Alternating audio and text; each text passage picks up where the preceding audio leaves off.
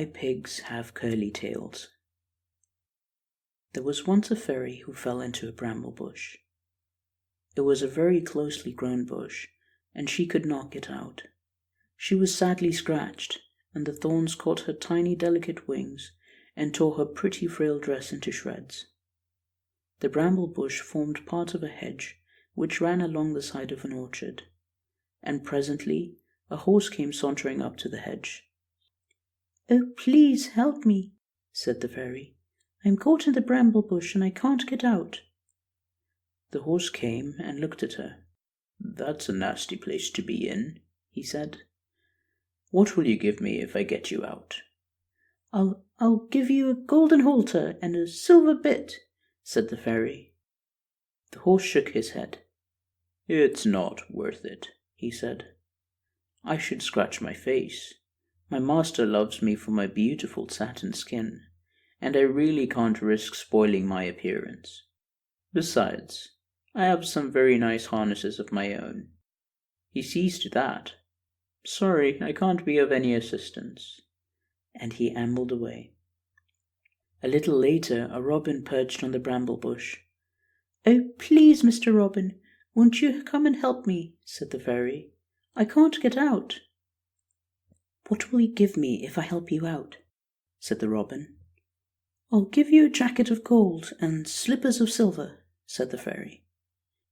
"Thank you very much," said the robin, "but I don't think that's quite my style. I have a nice red waistcoat already, and I should hate to look gaudy. Besides, I'm tremendously busy. I have a young family to look after, and my wife does not like me to be away long." And off he flew. There were sheep grazing in the field on the other side of the hedge, and one of them came munching close to the bramble bush.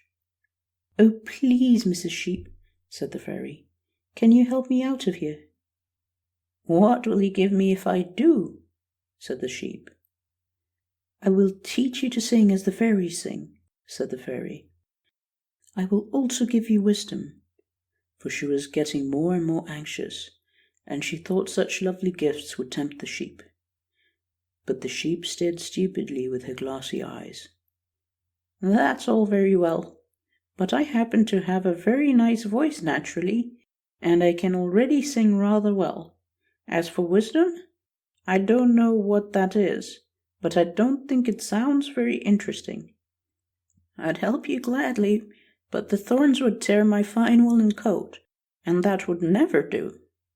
Surely a fine woolen coat is worth much more than wisdom."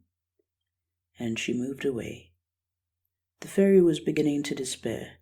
She thought she would never, never be able to get back to fairyland.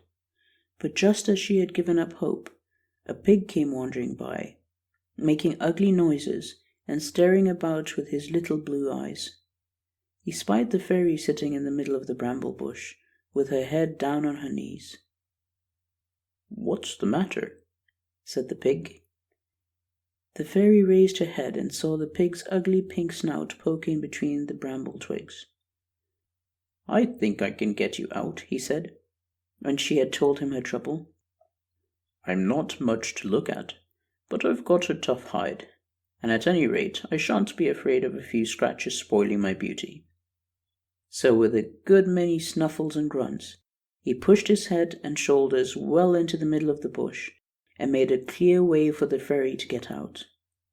She gave a sigh of relief when she found herself once more free, and in the clear sunshine, and the pig stood and looked at her admiringly, for she was such a dear little thing.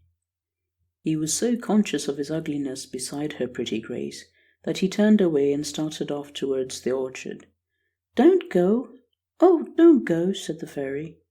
The pig turned round. "You've not had your reward," said the fairy. "I don't want any reward, thank you," grunted the pig and moved on. But the fairy persisted. She flew after him. "You must have a reward," she said. "I shall be most unhappy if you don't." "But I don't want anything, thank you," said the pig. "I've been very glad to help you." The fairy stood in front of him, anxiously pondering as to what she could possibly give him that might be of any use. Nobody seemed to want her fairy gifts. She looked him up and down. "Wouldn't you like something to make you more beautiful?" she said. She really meant less ugly, but she was so grateful to the pig that she was very anxious not to hurt his feelings, and so she put it that way. "I'm afraid it's rather hopeless," said the pig with a half-smile. "You see, I'm such an ugly fellow. You'd have to alter me all over."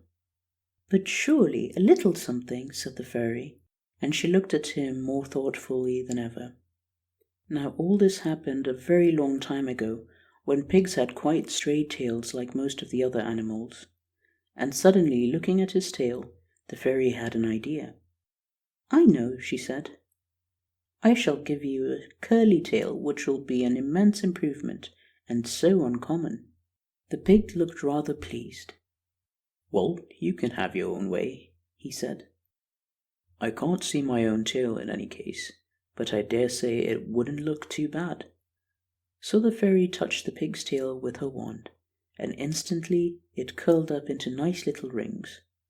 Ever since that day, pigs have had curly tails, and now you know how they came to have this beautiful adornment.